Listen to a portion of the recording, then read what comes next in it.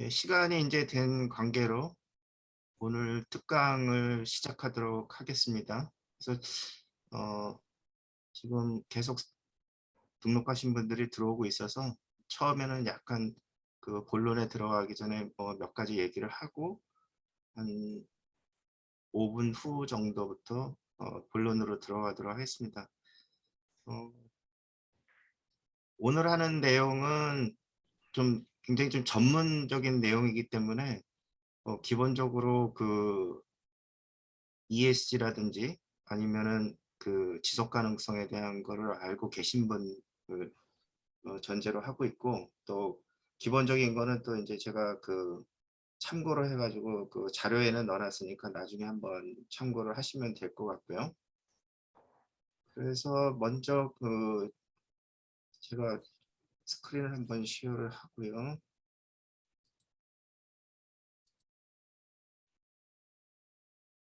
제 화면이 잘 보이시나요? 네, 잘 들립니다. 예.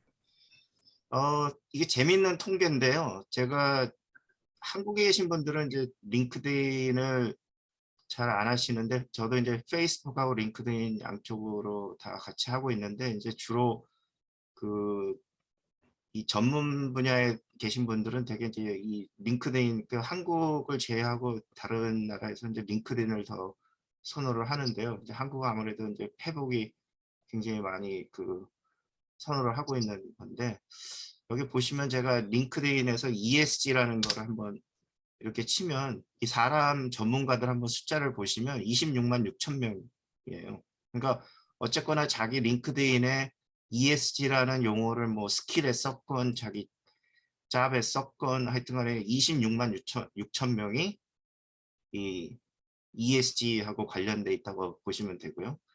여기에 만약에 이제 우리가 예전부터 ESG는 이제 최근에 나온 용어고, 서스테이너빌리티라고 하는 지속 가능성은 굉장히 오래된 용어인데, 이걸 보시면 뭐 이게 굉장히 많은 숫자인데, 제가 아까 쉬어봤는데 여기 보시면 150, 이게 155만 명 정도 되더라고요. 아니구나, 이게 1550만 명. 하여튼 이 숫자가 굉장히 많아요.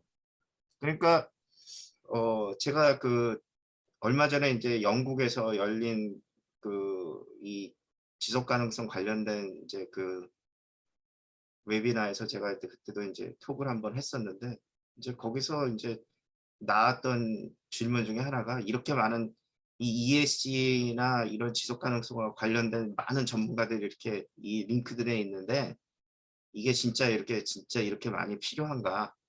진짜 이렇게 중요한 분야인가? 진짜 뭐 이 정도 숫자면은 뭐 거의 AI에 맞먹는 정도의 사람들의 관심과 관련성을 갖고 있다고 하는 건데요.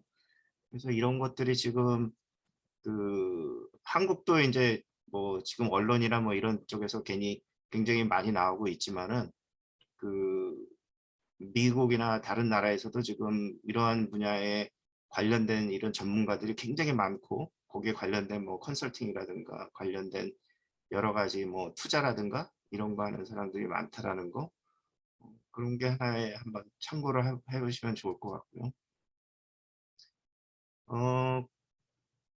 그 다음에 제가 요거 말고 그다음에 제 자료에서 제가 오늘 할 내용은, 저는 지금 보스턴에 있고요. 그래서 그 제가 여태까지 그 지난 1년 동안 했던 그 ESG 지속 가능 경영에 관련된 그 웨비나가 한 10번 정도 있었는데요. 거기에서 쭉 여태까지 했던 것들을 이제 제가 종합적으로 해가지고 어, 한 1년 정도를 이 분야를 좀 매달려서, 특히 이제 그 ESG하고 그 다음에 지속 가능 경영을 어떻게 하면은 새로운 방법으로 혁신할 수 있을까를 굉장히 고민을 했었고요. 그래서 그 고민의 결과가 최근에 나오기 시작해서 그 일부를 오늘 공유하는 시간을 갖는. 그래서 저는 지금 현재 보스턴에 있고요. 여기 보시면 알겠지만 제가 현재 주력으로 하는 거는, 저는 원래는 이제 한 30년 정도 그 IT하고 디지털 뭐 이런 분야의 그 기술 혁신하고, 그다음에 이제 그 전략, 사업 전략 관련된 일을 해왔었는데, 어, 최근 한 1년 정도는 이제 이런 ESG 지속 가능성과 제가 여태까지 했던 어떤 디지털 전환과, 그다음에 최근에 또 미국이나 뭐 전 세계적으로 지금 관심을 갖고 있는 메타버스를 서로 어떻게 연동을 시켜가지고선 새로운 어떤 그 혁신을 만들어낼 수 있을까, 그거를 고민을 하고 있고요. 그거에 관련된 이제 결과들이 조금씩 나오기 시작해서 이제 어, 작년에 했던 여러 가지 결과와, 또 제가 이걸 하면서 아무래도 제가 했던 분야가 아니기 때문에 특히 이제 ESG, 이 지속 가능성 분야의 전문가들하고도 교류를 많이 했습니다. 그래서 제가 오늘 한번 세보니까 제가 작년 1년 동안에 이쪽 분야의 사람들하고 네트워킹한 사람이 한 400명 되더라고요. 한 400명 정도고, 그중에 한국은 한 몇십 명밖에 안 되더라고요. 되게 미국하고 영국이 가장 많은 것 같고, 그래서 그, 그 분야에 있는 사람들하고 교류하고 하면서 얻었던 경험과, 그다음에 제가 리서치했던 결과들을 모아가지고 이제 새로운 개념을 하고 있는데, 오늘 발표하는 내용이 이제 ESG 지속 가능 경영과 디지털 전환을 어떻게 결합을 해서 그거를 갖고 우리가 수익성 있게 이러한 지속 가능한 사업을 할 수가 있는가에 대한 제가 개발한 방법론과 거기에 관련된 내용에 대한 거를 소개하는 시간이 되도록 하겠습니다.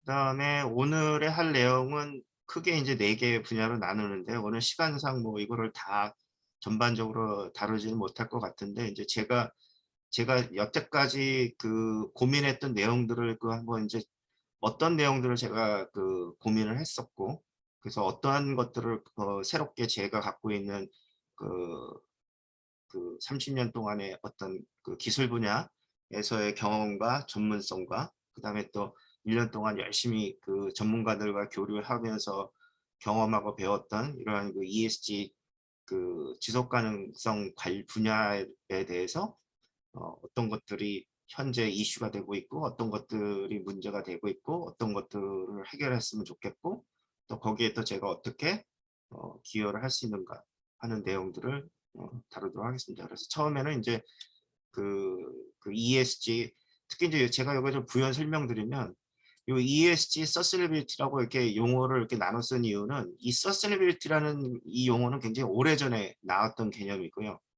ESG는 이제 최근에 나와서 아직까지는 이 ESG라는 용어에 익숙하지 않은, 그러니까 이쪽 분야에 오래 있던 사람들은 이제 익숙하지는 않지만 지금은 서로가 같은 의미라고 생각을 하고서 받아들여지고 있다라고 생각하는 거고요.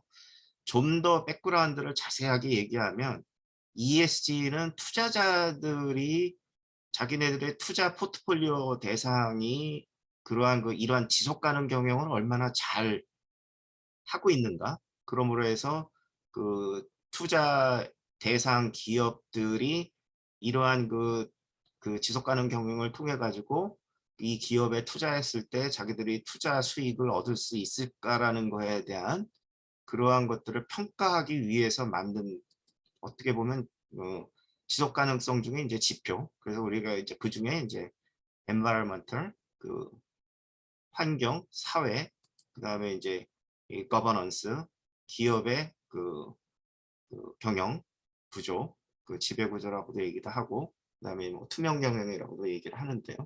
그냥 경영 구조를 이제 얘기를 하는 거고, 또 제가 이따가 설명을 드릴 내용들을 보면은 ESG 최근에 이제 뭐 한국은 이제 굉장히 늦게 출발을 해서, 뭐 저도 보니까 뭐 한국에서 ESG 이 경영 얘기가 나온 거는 한 1년 정도밖에 안 된 것 같고요. 굉장히 뭐 지금도 진행형인 상태고 그래서 아직 초기 단계이기도 해서 되게 이제 가장 많이 관심을 갖고 있는 것이 이제 그 ESG 관점에서 그러니까 투자자 관점에서 기업이 이러한 지속 가능 경영을 얼마나 잘하나 그거 이제 퍼포먼스라고 얘기를 하는데 그 수행 능력, 수행한 능력을 평가, 그래서 등급을 매기고 거기에 따라 가지고 이제 그 투자를 하는 그런 쪽에 이제 굉장히 많이 치우쳐 있죠. 그래서 거기서는 이제 그런 평가 그 어떤 것들을 그 ESG 경영의 어떠한 항목들을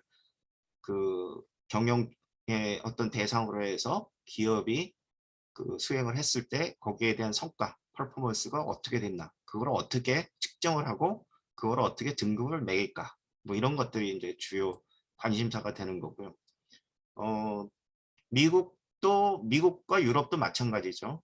왜냐하면 그거는 이제 기업 경영에 있어서 우리가 기업을 특히 이제 공기업들, 그러니까 우리가 주식시장에 올라가 있는 그러니까 공기업이라는 그 공개 기업이죠. 그 주식시장에 올라가 있는 기업들의 이러한 그 투명 경영이 굉장히 중요하죠. 왜냐하면 투자자들이 그 주식 투자를 해서 이 주식 투자를 함으로 해서 이제 기업이 그러한 자금을 갖고 운영을 하는데 그러한 그 투자한 거에 대한 그 리턴 그거를 확실하게 받으려고 하면 기업이 자기네들이 기업 그 투자를 받아서 기업을 경영해서 얼마나 수익을 올렸는 거에 대한 그러한 그 정확하면서도 투명한 그러한 그 판단 기준이 있어야 되고 그거를 이제 우리가 이제 재무적인 측면에서 우리가 이제 회계라고 얘기를 하죠. 어카운팅. 그래서 이제 이러한 그 기존에 있었던 그러한 그 기업의 그 이러한 그 지속 가능 경영에 대한 그 우리가 수행이 아니고 일반적인 기업 경영, 우리가 기업 경영이라면 이제 영리를 추구하는 거죠.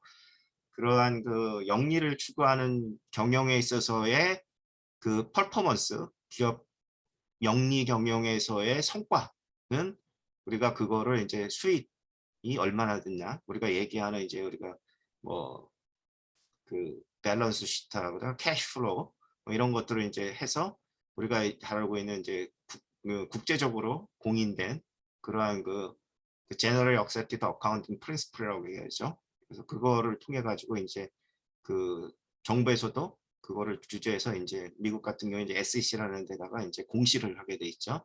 그리고 이제 뭐 우리가 잘 아는 10K라고 하는 그런 것들이 있는데 그런 거에 대해서는 이제 법률적으로 거기에 그 허위를 했을 때에는 법률적으로 책임을 지는 그러한 그 구속성도 갖고 있는 건데 그러한 그 회계 기준이 아직까지는 이제 이 ESG 쪽에는 이제 아직 정립이 안 돼 있죠. 왜냐하면 이게 이제 기본적으로 여기서 성과를 평가하는 대상 자체가 우리가 얘기하는 non-financial, 비재무적인 요소들을 평가한다 그래가지고 그런 것들에 대한 아직 뭐 전 세계적으로 공통적인 그러한 평가 기준이 없기 때문에 아직까지는 이제 그러한 것들도 이제 미국의 이슈가 되고 있고 제가 이제 나중에 좀 설명을 드리겠지만 이제 그러한 쪽으로 되다 보니까 사실 제가 여기 와서 이제 생각했던 게 뭐냐면 결국에는 ESG 경영을 하는 거의 본질은 어디 갔냐라는 거를 고민을 한 거죠. 본질이 뭐냐 이거죠. 그러니까 ESG를 하자는 얘기는 기업이 이러한 그 투명 경영을 하고 그 다음에 그 기업이 어떤 이러한 그 거버넌스 체제를 가져서 이러한 그 환경과 사회에 좋은 영향을 미치는 그러한 기업 경영을 하자라는 거가 본질적인 건데 그런 본질적인 요소보다는 이 기업에 내가 투자를 하고 이 기업이 어떠한 성과를 내는 거에 대한 평가를 하긴 해야 되겠는데 그 평가의 기준은 마련되어 있지 않고 또 그런 거를 측정하는 방법에 대해서도 아직까지는 명확하지 않기 때문에 그걸 어떻게 어떠한 방법에 간에 맞춰 가지고 뭔가를 하려고 하는 그런 쪽으로 이제 치중이 돼 있다 보니까 본질적인 거에서 많이 어긋나 있다라는 생각이 들었고요.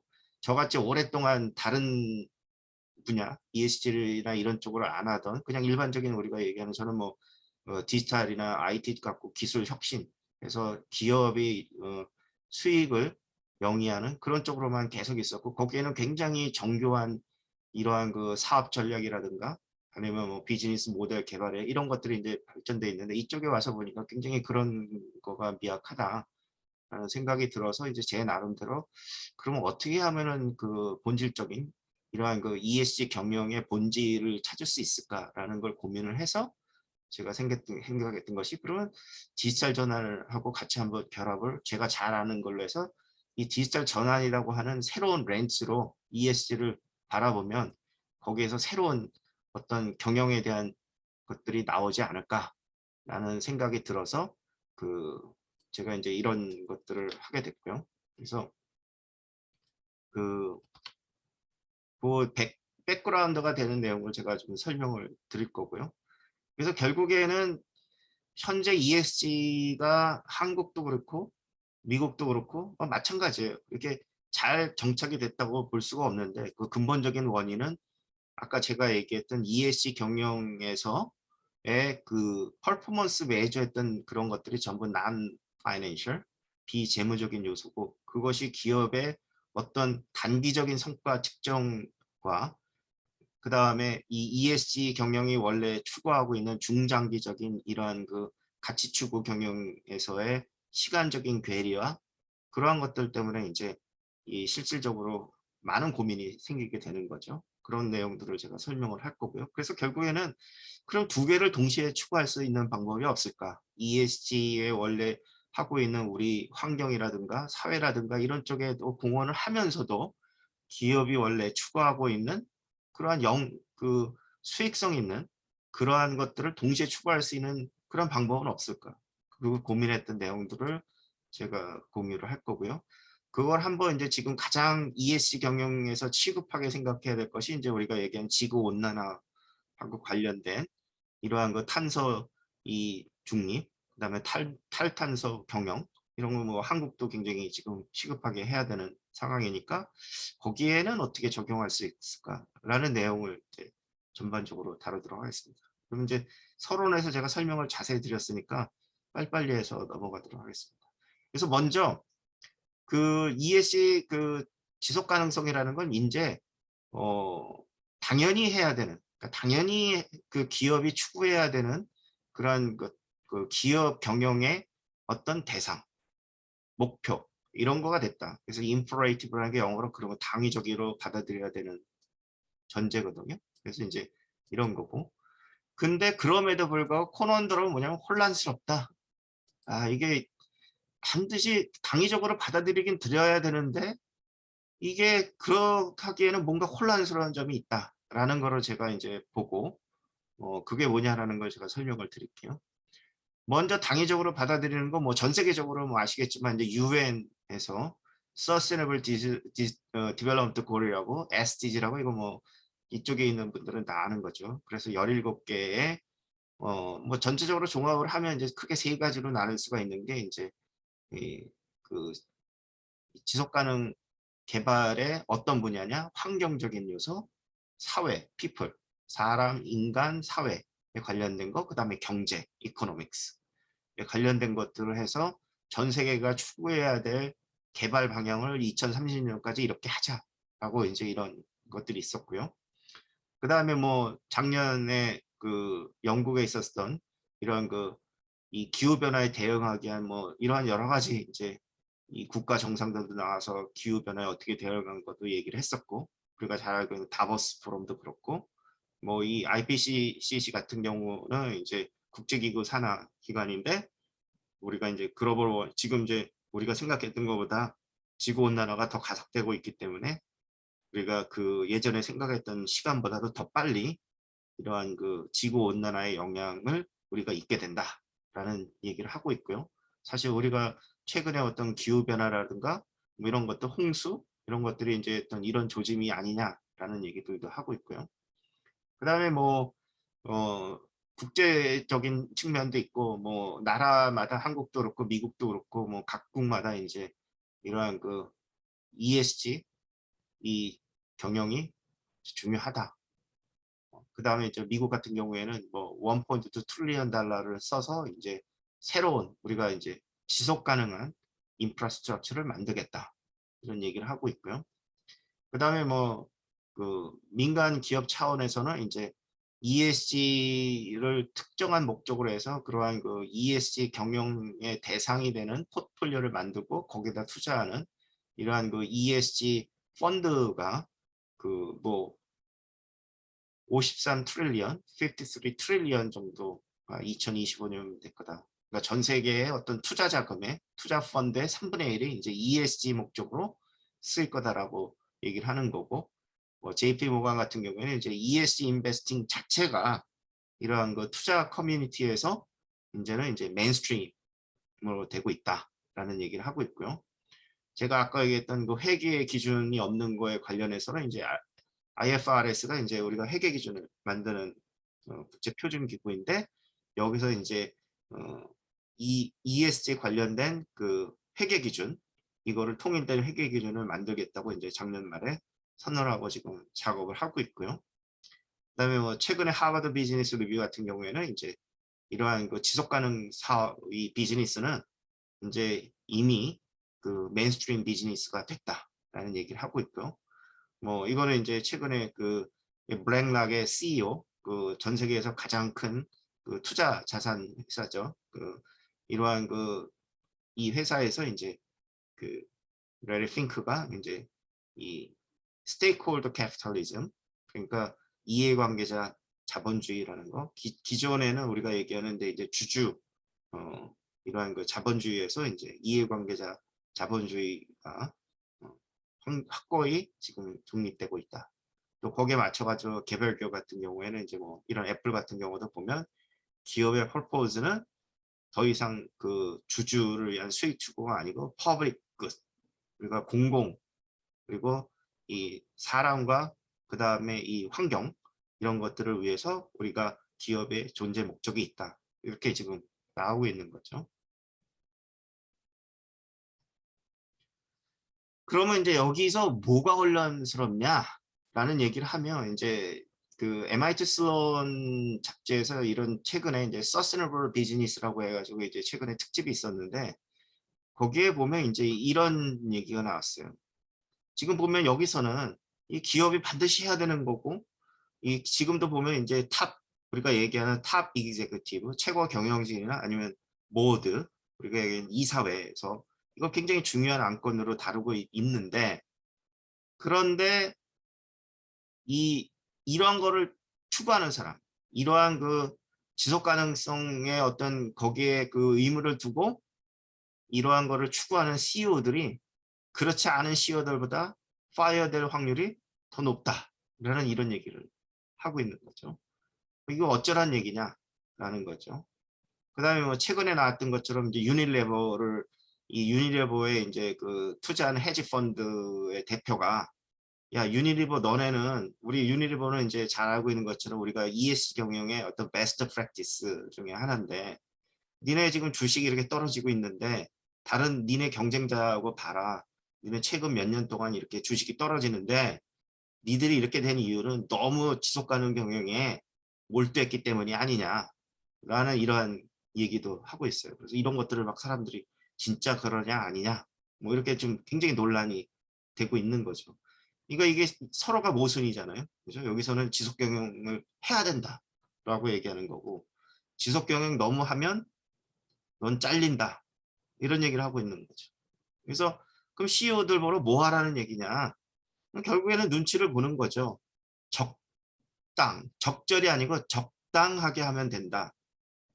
그러니까 우리가 얘기하는 것처럼 이러한 그 지속 가능 경영을 하긴 하되, 왜냐하면 안 할 수는 없죠.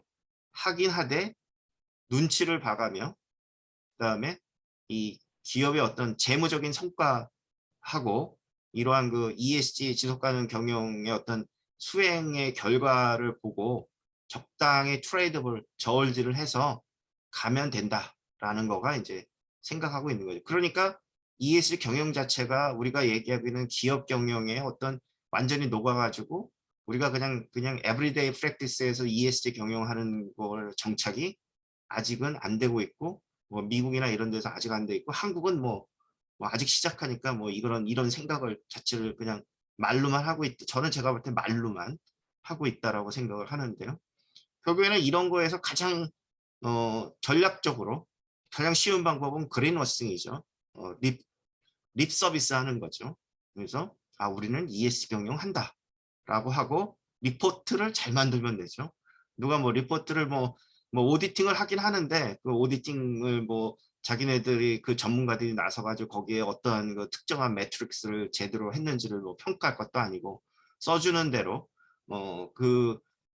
요즘에 기업 안에 이러한 그 ESG나 그 지속 가능 경영 담당자들이나 부서가 팀 정도는 있으니까 미국이나 이런 유럽 같은 데는 이제 부서 정도로 있고요. 그래서 거기는 이제 우리가 얘기하는 부서장, Chief Sustainability Officer라고 하는 사람이 있고, 한국은 아직 Chief Sustainability Officer는 아직 정립이 안 돼 있고, 아직 오래되지 않았기 때문에 부서가 아닌 팀 정도. 그러니까 우리 여기로 치면 이제 이 디렉터, 부장급 정도의 관할에 어떤 그 실무 조직 정도의 거기서 이제 이런 그 ESG 경영 관련된 일들을 총괄을 하면서 특히 제일 중요하게 여기는 거가 이제 보고서, 이 평가 등급을 어떻게 잘 받을 건가. 그러기 위해서는 이제 우리가 얘기하는 그 Annual Sustainability Report, 이제 한국도 이제 많이 나오고 이제 미국 같은 경우에 S&P 500 기업은 거의 다 하고 있고요. 뭐 최근에는 이제 중소 벤처 기업들도 ESG 경영을 해야 된다라고 얘기해서 이제 거기에 관련된 이제 움직임도 있는 그러한 상태로 있는 거죠. 그러면 이제 제가 생각했는데 그러면 이제 이런 거를 어떻게 하면 그 벗어날 수 있을까? 그런 고민을 해보면 결국에는 이제 우리가 이제 기본적으로 이거는 그 제가 이제 여기 보면서 이따가 설명을 뭐 하진 않겠지만 이제 요 그 밸런싱 그린이라고 하는 책에 이런 내용들이 잘 설명이 돼 있어요. 그래서 제가 이거를 책을 다 읽고 한 이렇게 서머리를 좀 해놨었는데 거기에 나온 내용 중에 이제 왜 이렇게 될까라는 거를 얘기를 해놓은 게 이제 이 결국에는 기업의 ESG 경영과 이러한 우리가 알고 있는 이러한 그 수익을 추구하는 영리 경영 사이에서 이제 이러한 그 프론트 라인이 형성된다 이거죠. 요 안에서 이제 기업의 그 CEO들이 이제 왔다 갔다 하는 거죠. 그래서 이제 요쪽으로 갈까? 요쪽으로 갈까? 고민하는 거죠. 그래서 이거는 이제 네거티브 임팩트니까 이제 여기는 이제 이쪽으로 가면 갈수록 이제 우리가 보게 되면 ESG 밸류를 많이 만드는 거다. 이쪽은 이쪽으로 가면 갈수록 ESG가 밸류가 높아지는 쪽이고 이쪽으로 가면 갈수록 이제 재무적인 그러니까 이제 파이낸셜 밸류, 이코노믹 밸류가 높아지는 거다 하면 결국에는 이제 이코노믹 밸류를 많이 가면 결국에는 이러한 그 ESG 지속 가능 밸류가 낮아질 수밖에 없는 거죠. 트레이드업을 하는 거예요. 이렇게 이 안에서. 그럼 이거를 벗어날 수 있는 방법은 뭐냐? 여기서는 요 안에서 있으면 절대로 벗어날 수가 없죠. 할 수 있는 건 뭐냐? 요로 가든지 요로 가든지 그때 성향에 맞춰가지고 이제 적절하게 요 범위 안에서 왔다 갔다 이렇게 해야 되는 거고요. 결국에는 이걸 할 수 있는 방법은 요거를 확장시켜가지고 더 큰 밸류에서 왔다 갔다 하면 되는 거죠.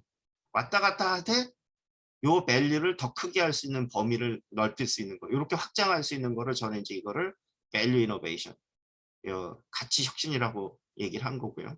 그래서 이런 가치 혁신이라는 얘기는 이제 예전에 한창 한국에서도 유행했고 저도 제가 미국에 처음에 올 때 이제 보스턴 대학교에 기술 경영하는 쪽에 관련돼서 이제 IT 경영하는 쪽에 관련돼가 이제 보스턴의 그 비즈니스 스쿨에 이제 비지팅 스칼라를 해가지고 이제 왔었는데 거기에 이제서 제가 했던 것들이 이런 블루오션 스트래터지를 어떻게 그 IT 기업 쪽에서 만들 건가 이런 걸 했었는데 개념은 다른데 요거는 적용시킬 수가 없어요. 이거는 이제 다른 개념인데 여기서 얘기하는 그 가치 혁신이라는 게 뭐냐면 코스트는 다운, 밸류는 업 이렇게 해준다는 거죠. 결국에는 이게 그렇게 해주는 거죠. 그러니까 코스트 다운, 밸류 업 이렇게 해줄 수 있는 방법이 뭐냐? 그게 이제 밸류 이노베이션이고 저는 그거를 이제 나중에 설명을 하겠지만 이제 지속 가능한 디지털 사업 모델 혁신을 통해 가지고 이렇게 이 트레이드 라인을 올려서 결국에는 수익성도 높이면서 그 다음에 지속 가능성에 대한 이러한 것들도 지속할 수 있게끔 해줄 수 있는 이런 방법론을 개발한 거다 이렇게 보시면 될 것 같고요.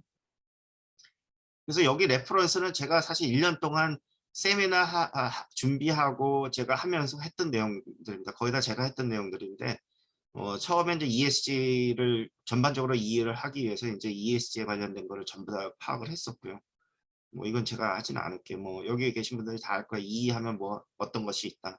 하면 우리가 얘기하는 뭐 기후 변화 대응에 대한 그 그린하우스 가스, 뭐 아니면 일반적인 그러한 우리가 물 사용, 그 다음에 뭐 여러 가지 이제 그 생태계, 아니면 뭐 우리가 얘기하는 그 웨이스트, 쓰레기, 뭐 이런 것들도 있고, 뭐 소셜은 우리가 잘 알고 있죠. 어떤 직장에서의 우리가 헬스, 세이프티, 웰빙이라고 얘기하죠. 그 직장에서의 어떤 휴먼 리소스에 대한 거, 그 다음에 휴먼 라이트, 그러니까 우리가 얘기하는 뭐 노동 착취라든가, 아니면은 뭐 우리가 얘기하는 그 기회 평등에 대한 거를 뺏는다든가, 아니면은 차별, 우리가 뭐 성적인 차별을 한다거나 아니면 인종에 대한 차별을 한다거나 뭐 그런 것들이 있고, 그다음에 이제 기업이 사회에 공헌하는 내용들, 그 다음에 기업이 그, 그 어떤 그 기업의 영위를 위해서 필요로 하는 그 서비스나 그 프로덕트, 제품을 제공할 때 거기에 대한 퀄리티를 보장하고 거기에 대해서 우리가 어떤 책임지는 그런 것들이 필요하고, 그다음에 뭐 G라는 거는 뭐 우리가 잘 아는 것들 어떤 그 우리가 얘기하는 이사회의 구성이라든가, 아니면은 그 경영자의 어떤 그 도덕성이라든가 경영자에 대한 어떤 사례, 뭐 이런 내용들, 그 아니면 이제 기업이 법규를 잘 준수하고 회계 규정을 잘 준수하고, 그다음에 기업이 어떠한 이러한 그 ESG 경영하기 위한 체계적인 시스템을 갖추고 있는가, 뭐 이런 등등 등이 있겠죠. 그다음에 이제 우리가 ESG를 할 때 항상 생각해야 돼. 세 개의 팩트를 생각해야 되는 게 이제 리스크, 그다음에 기회, 오퍼튜니티, 임팩트.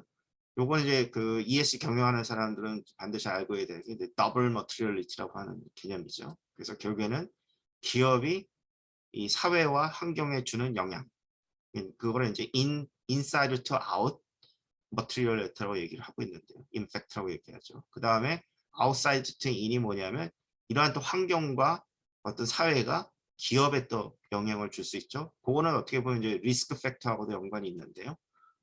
그런 내용들이 이제 핵심적인 내용이다. 좀 알고 있어야 되고요.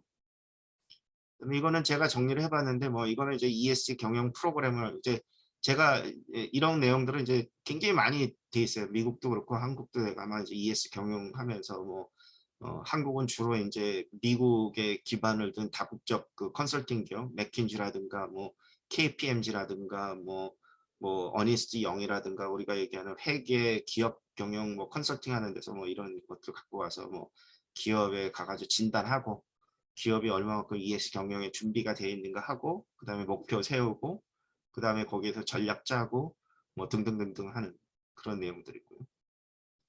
그 다음에 이거는 뭐 제가 한번 읽어보세요. 굉장히 잘 쓴 것 같아요. 근데 이제 그 이분이 전문 경영인이 아니기 때문에 이분은 그 서플라이 체인 매니지먼트의 굉장히 권위자거든요. MIT에 있는 그러한 그 Sustainable Logistics 쪽에 있는 교수라서 굉장히 기술적이고 좀 그런 인사이트풀한데 경영적인 그 인사이트는 좀 이렇게 어널리시스는 좀 굉장히 좀 루즈하게 했다. 뭐 볼 수가 있고. 근데 굉장히 참고할 만한 책이고요. 그다음에 이거는 뭐 굉장히 매트릭스가 많이 존재를 하죠. 이제 매트릭스가 왜 중요하냐면 이제 매저먼트를 해야지만 평가를 할 수가 있으니까 평가를 해야지만 이 기업이 ESG 경영을 잘했느냐 못했느냐 등급 매기고 투자 대상이냐 아니냐 뭐 이런 거 하기 위해서 하는데 굉장히 많은 것들이 있어서 저도 여기에 대한 거를 전반적으로 한번 다 봐봤고요. 굉장히 많은 것이 되게 많이 보는 것이 이제 우리가 얘기하는 이 SASB라고 하는 쪽하고 그다음에 GRI 요 두 개가 이제 굉장히 많이 보고 이제 제가 이따 이제 이 기후 변화에서는 TCFD라고 하는 거가 있죠. 뭐 이런 내용들은 이제 좀 기본적으로 알고 있어야 되고요. 그다음에 여기는 뭐냐면 이제 이 솔루션들이 뭐냐. 그래서 이제 기술적으로 이런 그 ESG 경영을 잘하기 위해서 솔루션들이 많이 개발이 되고 있고요. 그다음에 뭐 평가를 하기 위해서 이제 굉장히 많은 평가 기관들이 있거든요. 그래서 이러한 그 평가 기관들 뭐 제가 어떤 내용들은 얘기는 안 할게요. 뭐 이거는 뭐 흔하게 그냥 ESG 경영하면 맨날 나오는 내용이 평가 어떻게 할 거냐, 평가 항목이 뭐냐, 평가 기관의 등급이 뭐냐 등등등등. 그냥 ESG 일반적으로 하는 사람들은 그냥 맨날 얘기하는 내용입니다. 그다음에 저도 이제 궁금해서 그 AI로 갖고 이제 AI와 빅데이터를 연동해서 이제 그 기업의 어떤 평가하는 것들을 저도 AI 전문가이기 때문에 한번 해봤고요. 제가 코드도 만들고 해서 다 해봤고, 그래서 어떠한 리미테이션이 있고 어떤 것들이 개선을 돼야 하는 것들을 이제 경험을 해봤고요. 그래서 이제 제가 이제 이쪽 분야를 쭉 하면서 이제 이쪽에 ESG 하는 사람들의 메인스트림은 뭐냐면 어떠한 것들을 매저할 거냐. 그 매저하는 매트릭스가 이제 매트릭스라고 얘기하는데요. 매트릭스가 뭐냐?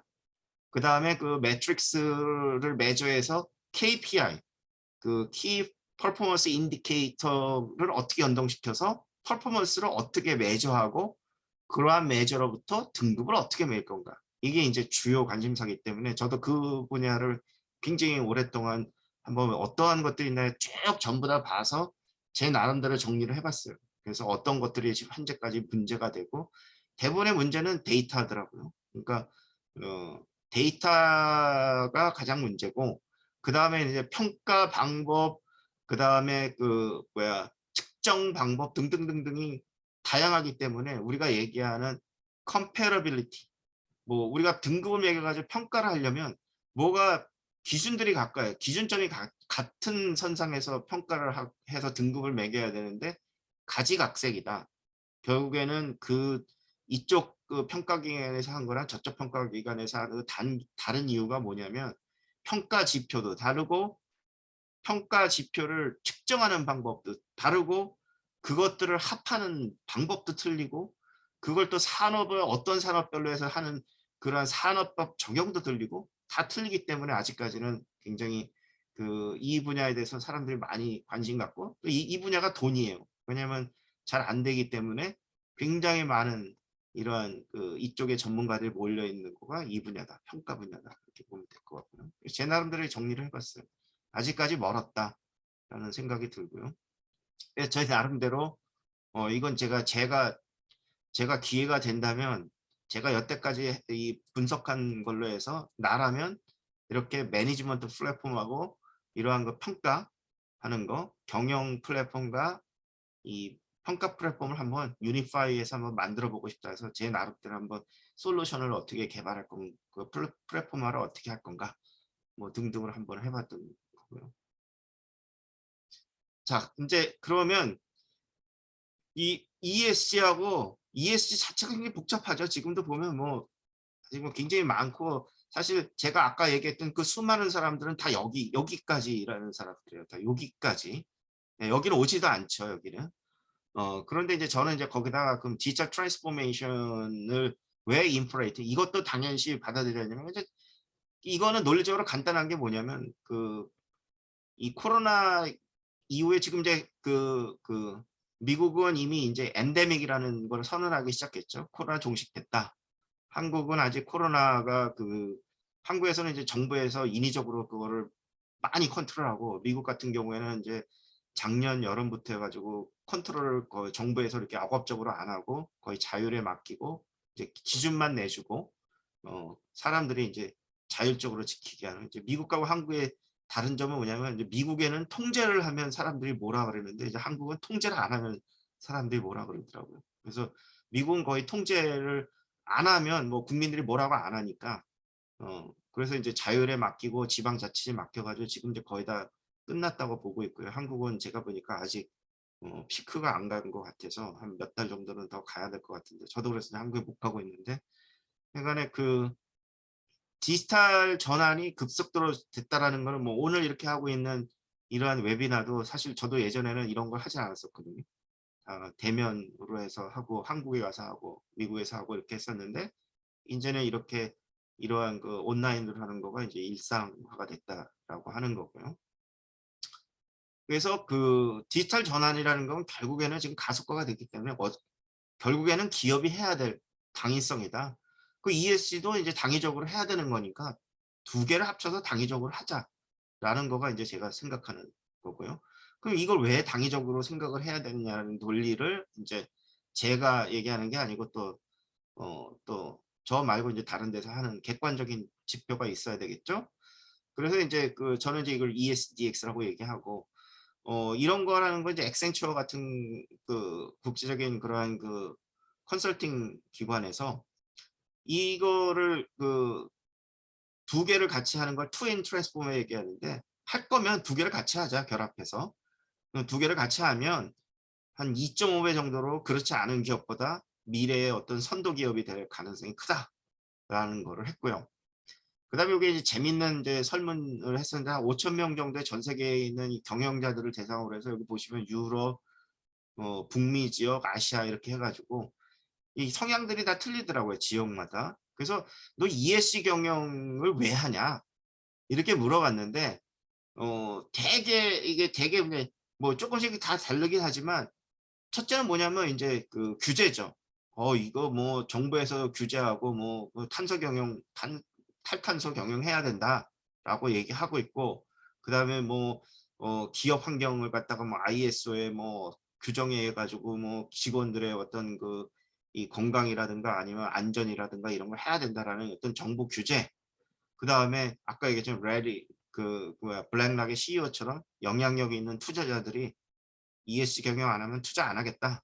뭐 이렇게 언급을 넣는다든가 뭐 이런 등등등의 어떤 외부 영향에 의해서 하고 두 번째는 뭐냐면 이제 그 사회적으로 NGO라든가 소비자의 성향도 많이 달라졌죠. 그래서 친환경적인 제품을 요구한다거나 뭐 NGO들이라든가 아니면 이렇게 안 하면 이제 리티게이션 걸죠. 요즘에 소송 걸잖아요. 우리가 뭐 그린피스나 이런 애들 소송 걸듯이 이런 거가 이제 주된 요인이고 뭐 말로는 이게 이제 또 말로는 우리가 ESG 경영을 하면 장기적으로는 굉장히 많은 결국에는 기업이 이 비즈니스 경우에서도 기업이 수익성도 올라가고 여러 가지 뭐 이러한 이익이 있다.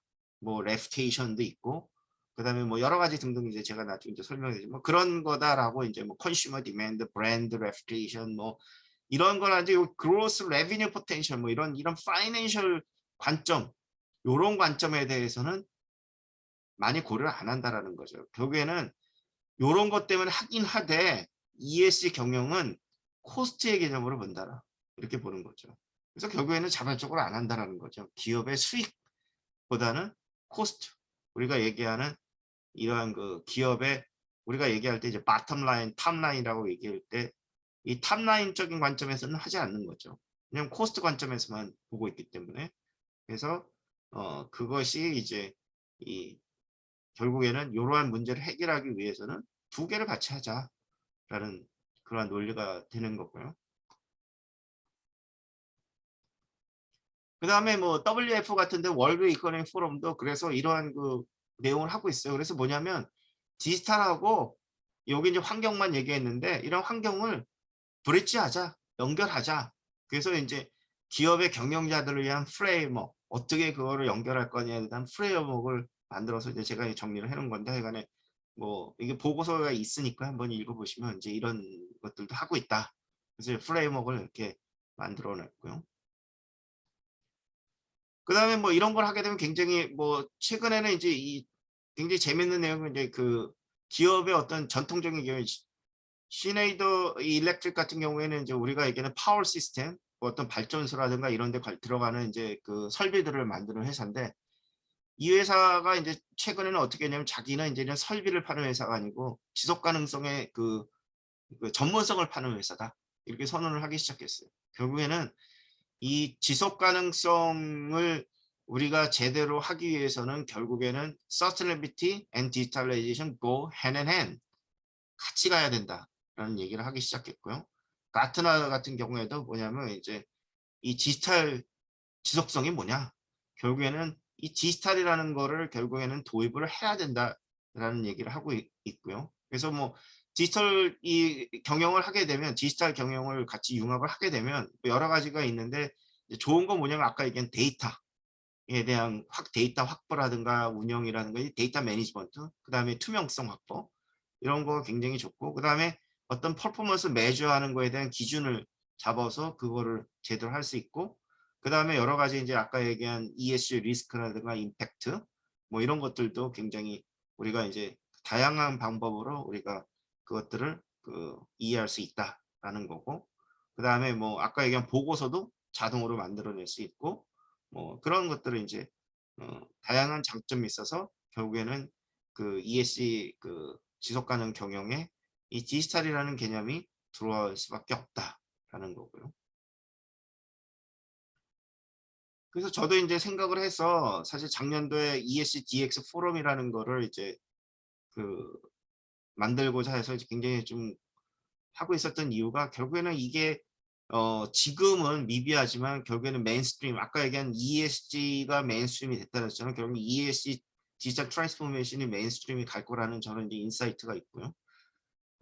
그런 관점에서 특히 이제 한국 같은 경우에 아직 ESG 경영이 자리 잡지 못하고 있는 상태에서 디지털 쪽은 굉장히 아무래도 많이 가 있으니까 한국이 잘하고 있는 디지털을 결합을 해서 ESG 경영을 해가지고 제가 생각한 이러한 ESG DX 경영을 하게 되면 굉장히 한국이 후발주자지만 그런 전통적인 ESG 지속 가능 경영에서는 후발주자지만 디지털 어떤 거기에 대해서는 우리가 리더십을 갖고 있기 때문에 한국이 이런 것들을 하게 되면 굉장히 한국이 어떤 선도적인 역할을 할 수 있지 않겠느냐라는 게 이제 제 생각이고, 아직까지는 제 힘이 못 미쳐가지고 이거를 현실화를 못 만들고 있는데 언젠가는 될 거라고 생각이 되고 있고요. 이게 참고적으로 한번 보시라고 이제 제가 뭐 정리를 해놓은 거고. 자, 그래서 이제 본론으로 들어가서 자 이제 ESG 경영이 왜 중요한가라는 것도 이해를 했고, 그 다음에 그러한 것들의 현재적인 문제가 뭐냐라는 것도 이해를 했고, 그 다음에 이런 것들을 문제를 극복하기 위해서는 ESG와 디지털 전환을 결합하면 되겠다라는 것까지도 이제 설명을 했고요. 자, 그러면 이제 우리가 하고 싶은 건 뭐냐? 아까 얘기한 대로 이 지속 가능하되 수익성도 같이 추구하는, 그래서 저는 이제 profitably sustainable business 이거를 어떻게 할 거냐라는 거를 이제 제 나름대로 이제 고민을 해서 방법론을 개발한 거고요. 뭐 제가 자세하게는 안 할 거고요. 그러니까 결국에는 뭐냐면 비즈니스 모델을 혁신을 시키는 거죠. 근데 그 비즈니스 모델을 혁신시키는데 그게 뭐냐면 이제 아까 얘기한 Sustainable Economic Growth, 지속 가능한 경제적인 성장을 가능하게 하는 새로운 비즈니스 모델을 만들어내면 되지 않겠느냐. 결국에는 기업이 이윤을 추구하는 거는 비즈니스 모델로부터 나오는 거니까 이 비즈니스 모델의 지속 가능성을 결합할 수 있으면 되지 않을까라는 생각인 거죠. 그래서 여기 보시는 것처럼 이제 뭐냐면은 이제 이 Financial Return Maximization Approach에서 이 밸런싱을 해보자라는 거죠. 결국에는 Financial과 ESG Sustainability Goal을 동시에 추구하면서 이런 것들을 어떤 밸런싱을 맞출 수 있는 거는 결국에는 이 ESG 개념을 비즈니스 모델에 인베드한다. 이 결합을 내재를 시키는 그러한 방법의 비즈니스 모델 혁신을 하면 되지 않겠느냐라는 거를 이제 생각을 하게 된 거죠. 이제 그래서 이제 그렇게 하게 되면 이제 비즈니스 모델은 우리가 기본적으로 이제 4가지로 갖고 이제 우리가 비즈니스 모델을 정의를 할 수가 있는데, 이제 우리가 이제 value proposition, 가치 제공을 어떻게 혁신할 거냐. 그 다음에 이제 이 오퍼레이팅 모델, 가치를 전달하기 위해서는 이제 기업이 이 오퍼레이팅 모델이 필요하죠. 기업의 뭐 프로세스라든가 아니면 뭐 어떤 경영 방법이라든가 아니면 뭐 파트너십이라든가 자원의 활용이라든가 뭐 등등등등을 어떻게 해야 될 것이냐. 그 다음에 이제 우리가 얘기하는 value creation, 뭐 R&D라든가 뭐 이런 것들을 해야죠. 상품이나 서비스 아니면 고객에 대한 어떤 밸류를 어떻게 제공할 거에 대한 새로운 것들을 어떻게 혁신할 거냐. 그 다음에 그걸 돈으로 만들어야 되니까 value capture. 그러니까 이 돈으로 모니타이징 하기 위해서는 우리가 어떤 프라이싱 모델 갖고 가고 어떠한 새로운 이 수익 모델 전략이 가능한가, 이런 것들을 한번 고민을 해보자 라는 거죠. 그래서 이제 제가 생각했던 건 결국에는 뭐냐면은 결국에는 프로피터블하게 서스테이너블 비즈니스를 하려 하는 ESG 그러니까 이 디지털 전환 프레임워크는 결국에는 뭐냐면 새로운 비즈니스 모델 혁신을 하는 건데, 저는 그거를 뭐라고 봤냐면 이제 서스테이너블 디지털 비즈니스 모델.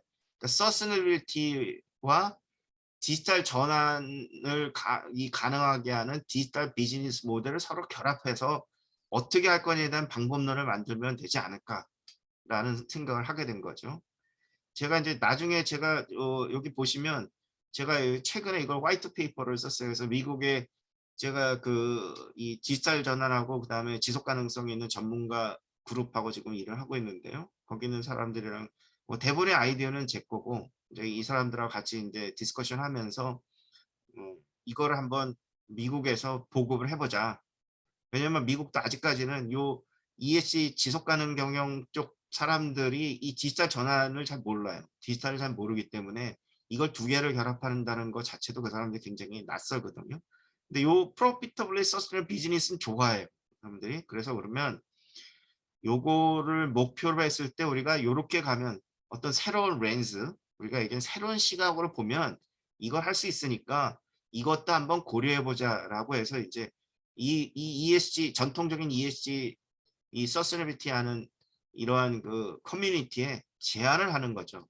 또 디지털 트랜스포메이션 하는 디지털 커뮤니티에 있는 사람들한테는 야 봐라, 너희가 갖고 있는 이러한 디지털 트랜스포메이션에 관련된 전문성이나 경험을 ESG 쪽에 눈을 돌리면 우리가 또 새로운 이러한 우리가 얘기하는 진짜 지속 가능한 그러한 비즈니스를 경제적으로도 가능하고 지속 가능한 비즈니스를 만들 수 있지 않겠느냐라는 취지로 알리자 그래서 이제 이 화이트 페이퍼를 만들었고요. 이거를 이제 미국의 뭐 여러 가지 이제 방법을 통해 가지고 이거를 활성화시키려고 지금 이제 준비를 하고 있어서 이제 이게 첫 번째 이 화이트 페이퍼를 다 만들었어요. 그래서 이거는 저한테 혹시 관심이 계신 분은 저한테 이메일을 주시면 제가 이거는 드리도록 할게요. 그래서 한번 읽어보시고요. 그래서 이런 내용이 있으니까 뭐 오늘 내 하는 내용은 요점만 제가 말씀을 드릴 거고요. 그래서 결국에는 뭐 하자는 거냐? 결국에는 이 ESG, 이 Sustainable Digital Business 모델을 만들자라는 거예요. 그럼 Sustainable Digital Business 모델을 그럼 어떻게 개발할 거냐라는 거를 고민을 해야겠죠.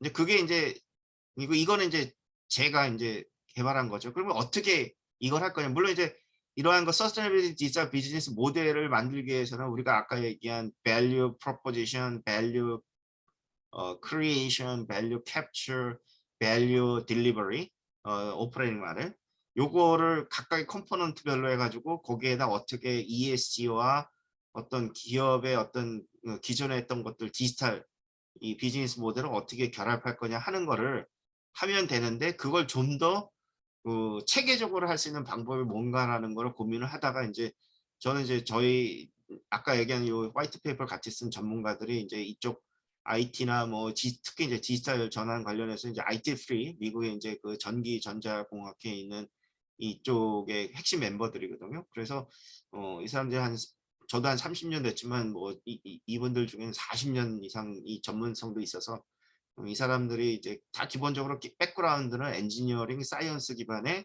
비즈니스를 한 사람들이거든요. 그래서 우리가 갖고 있는 전문성으로 한번 이 체계적으로 할 수 있는 방법이 뭔가를 한번 고민을 해보자. 그래서 이제 제가 한 몇 달 동안 회의를 하면서 이 사람들의 전문성이 뭔가를 파악을 하고 그거를 바탕으로 해서 그럼 이렇게 가면 되지 않겠느냐. 그래서 이런 시스템 엔지니어링 기법을 한번 도입을 해보자. 개발을 할 때는 그런 생각을 했고요. 그 다음에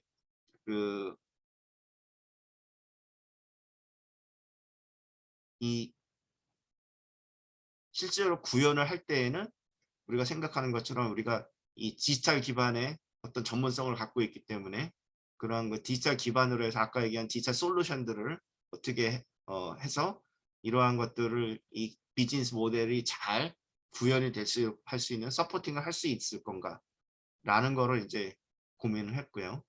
그 다음에 이제 이거를 이제 그럼 어떻게 이제 이걸 전개시켜 나갈 건 실질적으로 이거를 익스큐션 할 건가 라는 거에서 우리가 이제 비즈니스 케이스를 만들어서 이제 이게 진짜 실적으로 했을 때에 가치 실현을 할 수 있는가 라는 것도 하고 이제 저희가 또 엔지니어들이니까 우리가 이제 시스템 다이나믹한 모델을 한번 도입을 해서 중요한 게 뭐냐면 이제 우리가 ESG 경영에서 여태까지의 평가는 이 다 백월드 루킹이에요. 왜냐하면 이 기업이 평가하는 것이 이제 만약에 1년 단위로 한다 그러면 그 1년 동안에 기업이 만약에 뭐 탄소 경영을 했다 그러면 우리가 이제 그 카본 풋프린트라고 얘기를 하는데 이 탄소의 풋프린트를 매저를 해서 탄소의 기업이 어디에서 탄소가 배출했느냐 보고 이제 그거를 이제 탄소를 줄이기 위한 노력을 해서 그걸 디카보니제이션이라고 얘기를 하죠.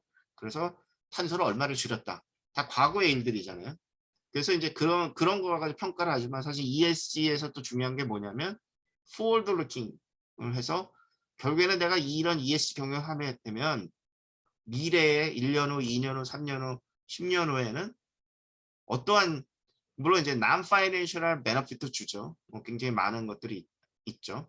근데 그렇지 않고 이제 financial한 이런 financial한 부분에서도 우리가 이거를 그 가져올 수 있다. 결국에는 이 financial justification을 할 수 있다라는 거를 이제 보여줘야 되고요. 그 다음에 이제 이런 것을 하기 위해서 이제 저희 나름대로 바텀업 어프로치를 한번 해서 실은 펀더멘탈 레벨에서 우리가 이런 우리가 아무래도 이제 공학의 기반을 두고 있으니까 이러한 거 매저먼트를 할 적에 펀더멘탈 레벨에서 어떻게 매저를 할 거냐라는 것들 고민하고 그러므로 해서 이제 우리가 거기에 대한 ROI 측정도 한번 해보자 라는 생각을 한 거죠. 그래서 이게 이제 굉장히 중요한 게 뭐냐면 사실 그 제가 아까 얘기한 대로 그러한 그 우리가 얘기한 그 뭐야 그 디스클로저 스탠다드로 얘기하죠. 아까 얘기한 GRI, SASB 뭐 이런 것들이 이제 우리가 그거를 이제 어떻게 보고할 거에 대한 보고 체계에 대한 것들. 이거는 다 대부분이 뭘 얘기하고 있냐면 어떤 것들을 우리가 평가할 건가, 매저할 건가 이런 거지만 그거를 어떻게 잘 측정할 거고 그 측정의 결과에 대한 ROI는 어떻게 이런 것들은 없거든요. 그래서 이제 그런 내용들을 한번 해보자 라는 내용들을 한 거고요. 그 다음에 이제 그거는 결국에는 어떻게 우리가 이 커뮤니케이션 할 거냐라는 거를 이제 고민을 해야 되고 그래서 이제 그런 것들은 이제 이 ESGX 플레이북 디지털하는 사람들은 플레이북이라는 거를 만들거든요. 그래서 디지털 경영, 디지털 전환에 대한 플레이북인데 이게 이제 저는 생각한 게 이제 우리가 아까 얘기한 GRI, SASB, TCFD, 뭐 WFA 이런 이 리포팅 프레임워크에 기반을 둬서 그거에 그 보조 자료로서 만들어서 해보면 되지 않겠느냐라는 거고 그 다음에 이런 것들을 보고할 때는 우리가 아까 얘기한 서스너리 어카운팅 메소드 우리가 얘기하는 이러한 그 지속 가능성 이 회계 어떤 방법론을 써서 해보면 되지 않겠느냐라는 생각을 한 거고요. 사실은 이제 저도 이제 이런 쪽에 대해서는 제가 다음 주에 이건 이제 한국의 시간은 안 되는 이건 이제 미국하고 유럽에 있는 전문가들을 대상을 한 건데 이 어떤 것 어떻게 하면 더 이 다른 방법이 없을까? 매저먼트. 우리가 얘기하는 진짜 이 ESG 경영을 잘했는지 못했는지에 대한 사실 측정을 할 수 없으면 경영을 할 수 없다라는 얘기가 있잖아요. 그래서 측정을 어떻게 할 수 있을까? 우리가 현재까지 하고 있는 이러한 측정 방법이 옳은 것인가? 다른 방법은 없는 건가? 우리가 본질적으로 하고 싶은 ESG 경영의 목표를 이루고 거기에 관련된 우리가 투자에 대한 수익을 올리기 위한 좀 더 좋은 어떤 측정 방법은 없을 것인가라는 거를 고민하기 위해서 지금 어 다음 주에 이제 제가 이거를 좌장을 맡아가 이제 제가 이제 사람들을 다 인바이트해서 하고 스피커도 이제 제가 인바이트 했는데 한 지금 한 300명 정도가 등록을 했더라고요. 굉장히 관심이 많더라고요. 그래서 이런 것들을 지금 고민하고 있고요. 그래서 여기는 이제 백그라운드에서 이제 그 비즈니스 모델이 뭐다라는 걸 좀 알아야 되고 그 다음에 서스널 비즈니스 모델 뭐 우리가 비즈니스 모델 캔버스 이런 것들 좀 알아야 되고 그 다음에 이제 그 디지털 비즈니스 모델 이것도 좀 알아야 돼요. 그래야만 왜 이걸 결합하면 그러니까 디지털 비즈니스 모델이라는 게 뭐다를 먼저 이해를 하고 거기에 서스널 비즈니스 모델이 뭐다라는 걸 서로 이해를 한 다음에 두 개를 어떻게 융합을 할 거냐 이런 고민한 게 이제 제가 아까 얘기한 서스널 디지털 비즈니스 모델이죠. 그거를 만드는 거에 대한 백그라운드 거기 때문에 알고 이거를 이제 두 개를 정확하게 이해를 하면 결국에는 기업이 ESG 경영도 하면서 어떤 기업이 어떤 플랫폼 비즈니스에 우리가 하고 싶어하는 이러한 거 에코시스템 드라이버, 우리가 흔히 얘기하는 플랫폼 드라이버죠. 플랫폼 리더십을 갖고 있는 비즈니스 플랫폼 리더십을 가지면서도 ESG 서스테이너빌리티 베스트 프랙티스를 만들어낼 수 있는 그러한 기업으로 만들 수 있는 힌트를 얻을 수 있다라는 거고, 저도 이게 제가 고민을 하는 거죠.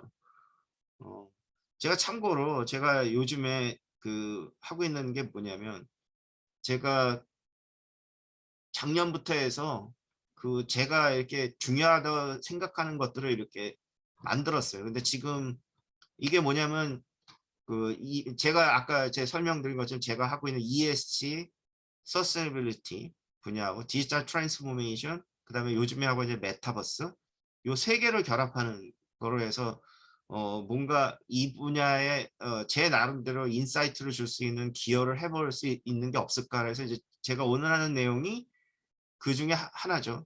남들이 안 하고 뭔가 이 분야에 기여할 수 있는 거를 제 나름대로 새롭게 만든 분야죠. 그래서 그거를 이제 공개를 하는 거고, 지금 메타버스도 뭐 한국에서 열심히 하는데, 저는 이제 제 나름대로 고민해서 메타버스에서 뭐 어떤 것들을 했을 때 과연 이런 것들이 현실화가 되고 사업화가 되고 이런 것들이 디지털 전환하고 어떻게 시너지가 나오고 뭐 이런 것들을 고민을 한 거예요. 그래서 지금 보니까 한 200~300페이지 되더라고요. 이거를 지금 계속 보고 있어요. 계속 보는 이유가 제 나름대로 이거를 굉장히 더 좀 이거 제가 생각했을 때 가장 핵심적인 것만 요약을 해놓은 거거든요. 그래서 목표는 책을 하나 쓰는 건데 시간이 없어가지고, 근데 제 나름대로 한 2년 동안 코로나 때문에 좀 제가 원래 하던 게 이제 그 기술 인큐베이션인데, 그래서 뭐 AI, 블록체인, 뭐 빅데이터, 뭐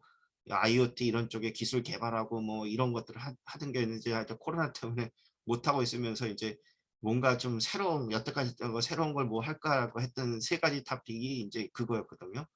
디지털 전환의 가속화, 지금 현재 상태에서의 코로나 이후의 디지털 전환, 우리가 얘기하는 뭐 스마트 팩토리, 인더스트리 4.0 이런 것들, 그 다음에 거기에 이 ESG 서스테이너빌리티 경영, 그 다음에 현재 하고 있는 메타버스 앞으로 가야 될 거, 요 세 개를 한번 융합을 해보자라는 거가 이제 제가 코로나 이후 지금 2년 동안 지금 하고 있어서 이렇게 정리를 한 건데, 그냥 제가 솔직한 심정으로는 지금 이 분야에 있는 전문가들하고 얘기해서 뭐 얘기하고 뭐 이러는 데서는 문제는 없는 것 같아요. 제가 뭐 거기는 뭐 제가 뭐 계속 세미나도 하고 거기서 제가 좌장도 하고 이 사람들 스피커가 되기도 하는데, 아까 제가 화이트 페이퍼 썼던 것처럼 뭔가 이 분야에서 혁신적인 거를 제공하는 레벨은 조금은 이제 되는 것 같은데, 아직 좀 더 시간이 필요한 것 같고 아직은 많이 부족한 것 같은데, 뭐 하나 해놓으면 제 나름대로 이 분야를 앞으로 뭔가를 진행하는 데 있어서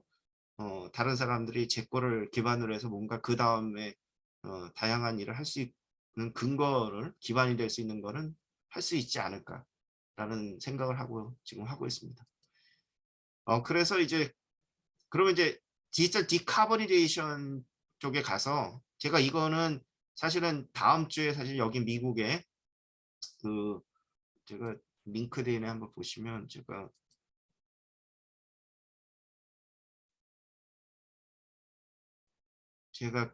이렇게 다음 주에 사실은 이제 이걸 해요. 사실 이거는 이제 한국에 맞춘 게 아니고 이제 미국에 관련돼서 지금 하고 있고, 지금 현재 등록된 사람들이 80명이 이렇게 등록을 했거든요. 이건 보시면 알겠지만 굉장히 전문가들이고, 이 사람 다 기후 변화하고 지속 가능성 쪽에 뭐 우리가 얘기하는 칩 서스테이너빌리티 오피서 뭐 아니면 인베스트먼트의 헤드 뭐 이런 사람들인데요.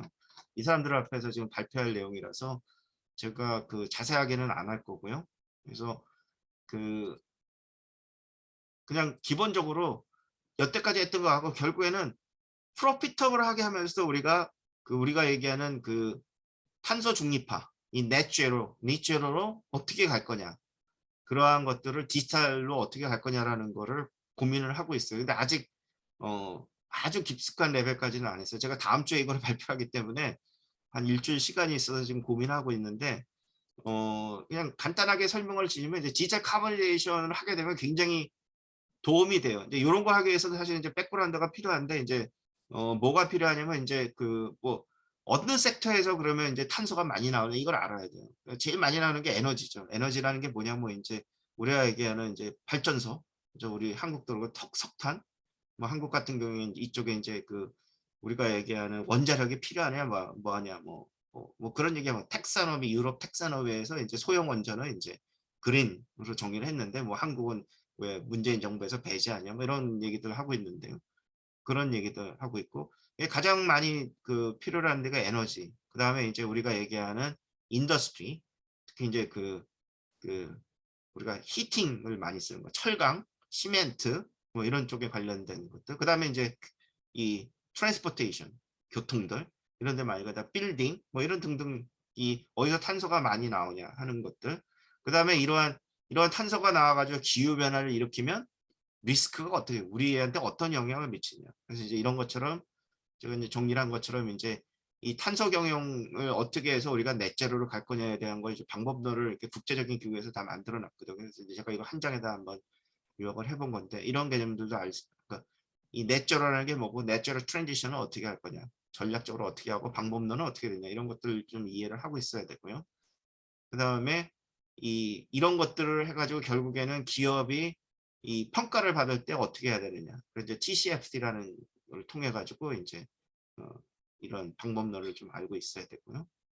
그 다음에 이 넷제로 가기 위해서는 각 섹터별로 해가지고 어떻게 디카보니제이션 할 거냐라는 것들을 알아야 되고, 그 다음에 뭐 이런 것처럼 이제 이런 것들 이제 우리가 디지털 트윈이라는 개념을 써서 어떤 그 디지털 디카보니제이션 하는 방법론이 있는데 제가 최근에 읽었던 책인데 굉장히 잘 썼더라고요. 근데 어려워요. 책은 굉장히 전문가들, 지멘스에 있는 사람들이 쓴 건데 시스템 엔지니어링 기법과 디지털 트윈을 해서 이제 코스트 이펙티브 하면서 이 디지털 기술을 써가지고 그 탈탄소할 수 있는 방법론을 이렇게 시뮬레이션하고 뭐 했던 거가 있는데 이거는 뭐 굉장히 좀 엔지니어링 기법에서는 굉장히 획기적인 방법이더라고요. 그 다음에 결국에는 리스크하고 넷제로 매니지먼트를 이 오토메이션 할 수 있는 게 이제 굉장히 많은 솔루션들이 나오고 있어요. 요즘은 이쪽 투자가 굉장히 지금 활발하게 일어나고 있거든요. 그래서 뭐 제 나름대로 이쪽 솔루션도 제 나름대로 개발을 한번 해보려고 하고, 그다음에 여러 가지 비즈니스 파트너들, 저도 이제 비즈니스 파트너들하고 이쪽을 좀 하고 있는데 디지털 트윈이라는 게 이제 굉장히 그 서플라이 체인에서 쓰이고 이제 여기 있는 내용들은 다 제 비즈니스 파트너 디지털 트윈으로 써서 이제 에너지 매니지먼트 할 수 있고 빌딩 매니지먼트 할 수 있고 뭐 이런 것들을 알아야 된다라는 거고요. 그래서 이제 이러한 것들을 기본으로 했을 때 결국에는 뭐냐면 이제 이 디지털 디카보니제이션 하면은 어떠한 거가 있냐면 우리가 아까 얘기한 다양한 그 디카보니제이션 하는 솔루션들이 존재를 해요. 기술적인 특히 뭐 카본 캡처도 있고요. 뭐 여러 가지 등등등등이 있는데 저는 이제 아무래도 디지털 기술로만 제가 전문성이 있기 때문에 뭐 그거를만 갖고라도 보면 뭐 어떤 사람은 15% 정도 디지털만 적용해도 현재 글로벌 에미션을 15% 줄일 수 있다. 이런 얘기도 하고 있고요. 그 다음에 인파르멘탈 뭐 4.0라고 해서 결국에는 우리가 이 4차 산업혁명과 같이 이 환경혁명도 디지털 기술을 할 수 있다라고 이러한 액티비티도 있고요. 그 다음에 최근에 엑센추어하고 이제 나소 시스템에서 한 거 보면 디지털 트윈만 갖고서도 상당히 많은 양의 탄소를 줄일 수 있다. 그 다음에 뭐 최근 이제 엔비디아는 혹시 메타버스 하시는 분들은 잘 알겠지만 이제 최근 이제 메타버스 관련돼 가지고 굉장히 적극적으로 그 메타버스 애플리케이션 중 하나 진짜 트윈 버스를 만들겠다는 거예요. 그 지구하고 똑같은 시뮬레이션 할 수 있는 옴니버스를 쓰는 거죠. 이제 엔비디아의 옴니버스를 써가지고 이제 지구 환경을 만들어서 우리 기후 변화라든가 이런 걸 시뮬레이션 하겠다. 뭐 이런 얘기도 하고 있고요. 그래서 이거는 하나의 예인데 이거는 지속 가능 그러니까 이 디지털 디카보니제이션을 하면서 디지털 탈탄소화를 하면서도 수익성을 가져갈 수 있는 방법에 대해서 이제 MIT 슬론에서 최근에 했던 건데 요거는 어떤 쪽만 했냐면 이제 교통 우리가 있는 트랜스포테이션하고 그다음에 이제 이 히팅을 많이 쓰는 산업 철강 시멘트 알루미늄 뭐 이런 산업 쪽을 어떻게 할 거냐 했는데 이제 그걸 해가지고 이제 제가 이게 자세히 설명을 안 할게요. 그래서 이제 제 나름대로 제 방법론을 적용하면 여기다가 어떻게 가면 좋겠다라는 거를 하고 있고요. 이거는 제가 다음 주까지 좀 더 이거를 깊게 들어가서 다음 주에 발표할 내용이라서 혹시 관심이 계신 분들은 제가 이메일이나 뭐 연락처가 있으니까요. 그걸 통해 가지고선 이거 제가 강의한 내용도 공유를 해드리는 거로 하겠습니다. 그래서 제가 오늘 하고자 했던 내용들은 다 뭐 전반적으로 했던 것 같아요. 근데 아무래도 내용이 좀 그 전문성이 있고 깊이가 있다 보니까 좀 이 짧은 시간에 다 이해를 못 하셨을 것 같은데 기본적인 취지는 현재 ESG 그 지속 가능 경영이 결국에는 필요하다. 그리고 그걸 당위적으로 받아들여 하는데 그거를 그 현재 갖고 있는 여러 가지 ESG 경영의 문제라든가 이런 것들을 해결하기 위해서는 디지털 기술을 도입을 하면 결국에는 디지털 기술 도입하는 거는 이것 때문에 도입하는 게 아니고 이거 아니더라도 결국에는 디지털 전환이라는 거는 어떻게 보게 되면 기업이 해야 되는 그러한 얘기이기 때문에 이왕할 거면 두 개를 동시에 해서 이 베너핏을 이 극대화 할 수 있는 방향으로 가자라는 거고 그런 길이 있는데 왜 안 하느냐 하는 거고요. 그렇게 하기 위해서 이제 저희 이러한 그 저와 같이 이제 이 양쪽을 볼 수 있는 사람들도 있으니까 양쪽을 보면서 한번 같이 커뮤니티를 만들어서 한번 새로운 이 시각으로 새로운 인사이트를 갖고 한번 하면 지구 온난화 문제라든가 아니면은 이러한 그 일과 지속 가능 경영에 대한 어떤 패러다임 시프트를 가져올 수 있지 않을까라고 생각하는 것이 이제 제가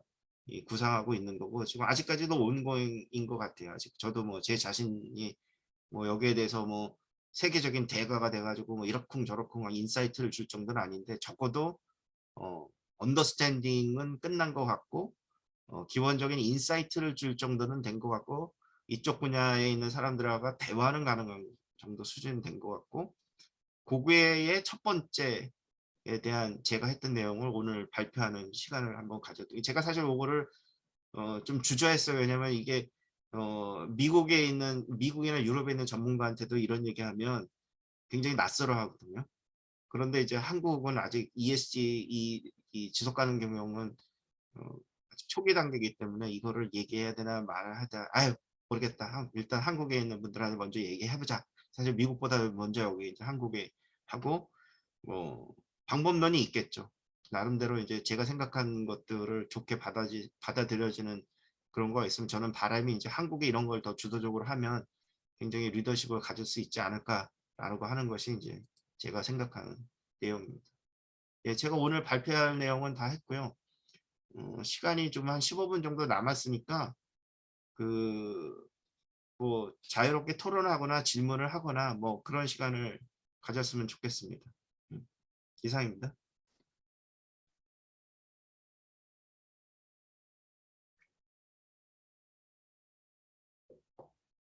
뭐 질문이나 아니면은 뭐 커멘트나 뭐 자유롭게 말씀하시고 싶은 거 있으면 한번 말씀하시죠.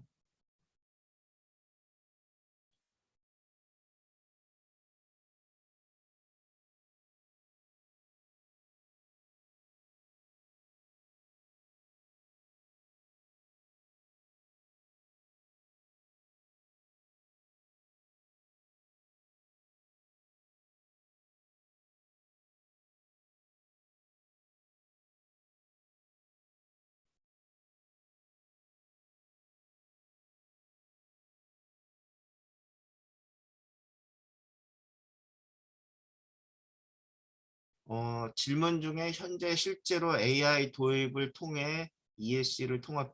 근데 AI 그러니까 제가 오늘 한 것 중에 특정한 기술을 얘기는 안 했는데 사실 이제 디지털 전환이라는 것 자체가 뭐 AI만 갖고 하는 것이 아니고 여러 가지 이제 관련된 뭐 AI, 블록체인, 뭐 IoT, 그다음에 데이터 사이언스도 돼야 되고 그다음에 거기 이제 커뮤니케이션도 돼야 되고 뭐 여러 가지 클라우드도 필요하고 뭐 굉장히 많이 필요한 거고요.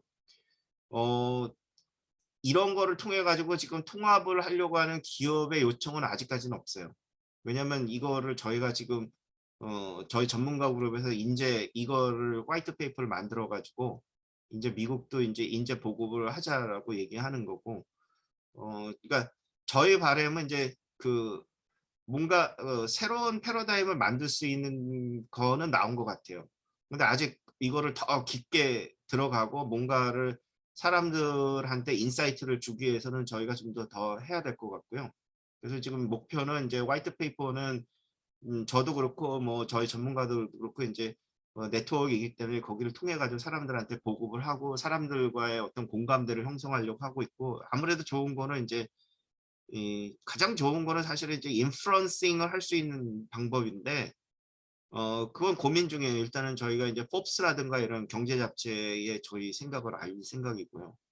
뭐 가능하다면 이제 하버드 비즈니스면이나 MIT 슬론 리뷰 같은 데도 내서 뭐 이쪽에 있는 그 학자들하고도 좀 교류를 할 생각이고요. 아직은 뭐 저도 바람이 있죠. 사실 인프런싱을 해서 이러한 것들을 같이 한번 해서 저희하고 같이 한번 파일럿하고 뭐 해보면 좋겠다라는 생각이 있어서 지금 이제 시작하는 단계고, 저는 이제 이게 한국에서 오히려 한다면 한국에서 한번 파일럿 해보자라고 얘기를 하면 특히 이제 제가 요새 관심 갖는 거는 뭐냐면 이거를 특히 제조 쪽에 제가 아까 말씀드린 이제 인더스트리얼 디지털 트랜스포메이션을 또 제가 아까 보여드린 제 노트에 보면 한 200페이지가 그쪽에 관련된 거거든요. 그러니까 뭐 우리가 얘기하는 인더스트리 4.0, 스마트 팩토리, 그다음에 스마트 로지스틱스, 뭐 거기와 관련하고 이제 제가 요즘에 하고 있는 메타버스에서 인더스트리얼 메타버스 해가지고 뭐 이 오토모티브 자동차라든가 아니면 반도체, 그다음에 이 일렉트로닉스 이러한 관련된 제조 기업이 이런 것들을 어떻게 할 거냐에 대한 방법론을 지금 굉장히 많이 지금 고민을 하고 있어서 그런 쪽에 관련해 가지고 파일럿을 한번 해본다 그러면 굉장히 좋을 것 같은데요. 아직 시작 단계다 이렇게 보시면 될 것 같아요. 네.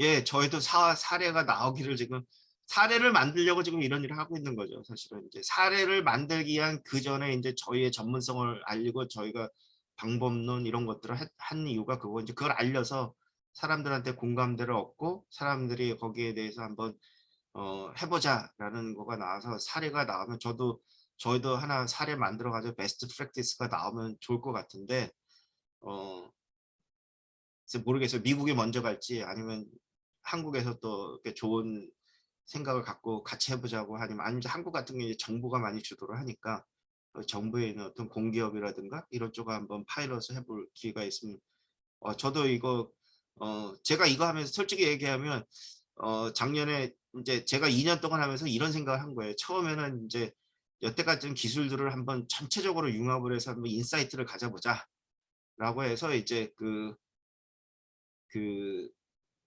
처음에는 AI하고 블록체인하고 IoT를 융합하면 뭐가 될까? 그걸 제가 한 1년 동안 고민을 했어요. 사실은.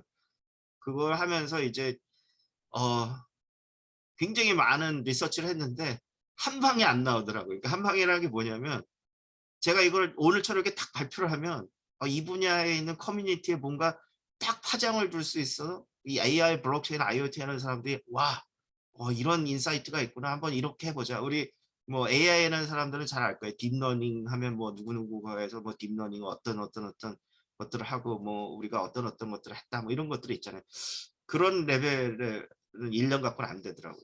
그 다음에 이제 이걸 이제 그 다음 단계를 가지고 ESG 디지털 그 다음 레벨이죠. 그 전거는 이제 좀 어떻게 보면 이제 로우 레벨, 이게 이제 하이 레벨에서 이제 이거를 결합하는 거를 했는데 한 방이 잘 안 나오는 거예요. 저도 이제 굉장히 많이 이쪽을 파고 뭔가 내가 기여할 수 있는 게 뭔가를 굉장히 고민을 했었는데 한 방에 안 나오다 저는 요번에 이제 제가 생각해도 제가 요번에 만든 이거는 그냥 제가 제 스스로가 맥센스하다라는 생각이 들고, 아까 제가 말한 아직 뎁스가 안 되기 때문에 좀 더 들어가야 되지만 이거는 제대로만 걸리면 한 방은 되겠다.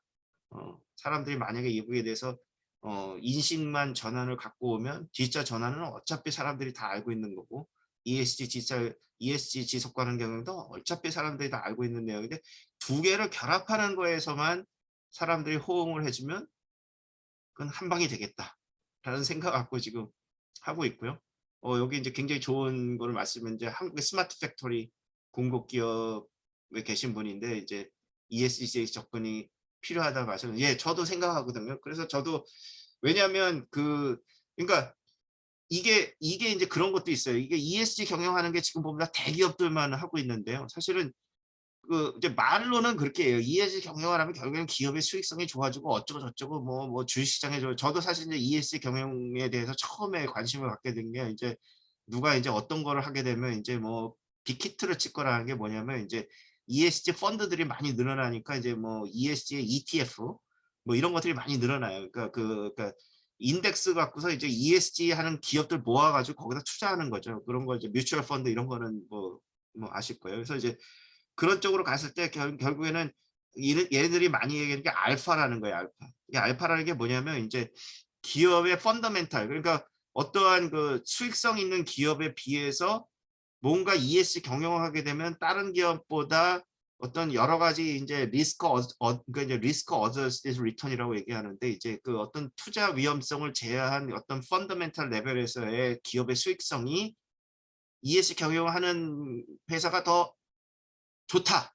확실하다. 그게 이제 알파인데 그거를 어떻게 개발할 거냐를 저보러 그걸 개발하면 이제 대박을 칠 거라고 누가 얘기를 해서 이제 제 나름대로 저도 이제 그런 어려운 문제 푸는 걸 잘하거든요. 이제 그런 거를 이제 고민을 하다가 온 건데 근데 가만히 생각해 보니까 뭐 다들 보면은 이제 그렇게 될 거다 뭐다라고 얘기를 하는 거예요. 근데 실적으로 기업 경영이라는 거는 사실 딱 돈 넣고 돈이 나와야 돼요. 코스트 들어가고 인베스트먼트 들어가면 딱 나오고 이런 것들이 확실하게 아까 이게 재무적인 성과를 확실하게 가주지 않으면 그런 막연한 거 갖고는 갈 수가 없거든요. 그러니까 지금 얘기를 하는 게 뭐 중소 벤처기업한테 ESG 경영하라 그러면 이제 웃기는 얘기가 되는 거죠.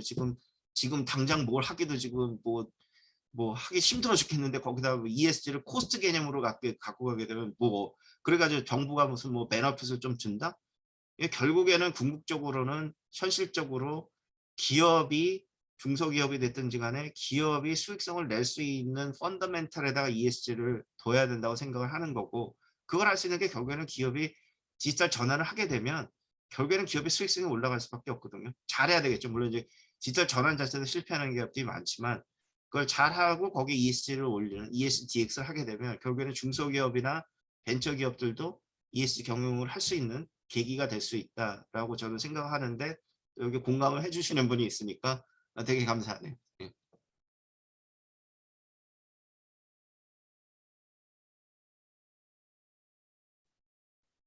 뭐 질문이 없으신가요?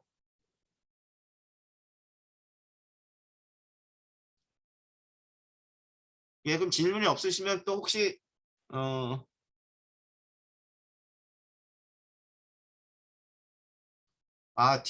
디지털 인력 예, 그렇죠. 음.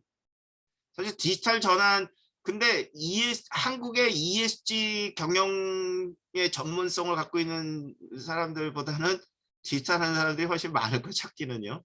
예. 그래서 그런 것들 면에서는 뭐 예, 그거는 좀 고민이 되시기는 하겠죠. 내부 인력으로 근데 이제 디지털 경영도 보면 이제 그런 얘기 많이 하잖아요. 내부에서 어느 정도의 이 같이 이 콜라보레이션하고 커뮤니케이션하고 하는 인력이 있어야 되고 이제 외부에 뭐 완벽하게 뭐 이렇게 외부에 아웃소싱해서 컨설팅하는 거는 이제 그 좀 좋지 않은 그런 내용인데 사실 그런 것들도 제가 어떻게 보게 되면 뭐 한국 같은 게 사실 정부 정책도 있고 하니까 그런 분야를 좀 뭔가 좀 그 체계적으로 만들면 지원을 해줄 수 있는 거가 되지 않을까 생각하네요. ESG 경영 분야를 공부하기 위한 진로나 방향은 어떻게 잡아야 하나요? 제가 아까 얘기한 대로 그거는 이제 그 ESG 그러니까 ESG를 지금 이제 저는 이제 제가 아까 얘기했는데 제 나름대로 ESG 하는 사람들을 쭉 성향을 봤어요. 그러니까 한 제가 한 400명의 저도 이 분야 처음에 와가지고 한 400명들하고 네트워킹을 해서 이 사람들이 어떤 일을 하고 있고 제 웨비나에 보고 하는데 이제 커리어 패스들이 다 틀려요. 왜냐하면 특히 이제 미국 같은 경우에는 오래됐어요. 왜냐하면 옛날에는 CSR라고 제가 최근에 제가 제 웨비나를 위해서 이제 스피커를 초청하려고 했던 사람이 있는데 다른 기업에 지금 이제 그 치프 서스리 오피서로 있는데 되게 재밌는 게 이 사람이 옛날에 LG LG전자의 CSR 미국 담당 총괄이었더라고요. 그래서 저는 이 분야에 안 있었으니까 근데 그 10년 전이더라고요. 그래서 야, LG전자가 미국에서 CSR 담당자가 있었구나.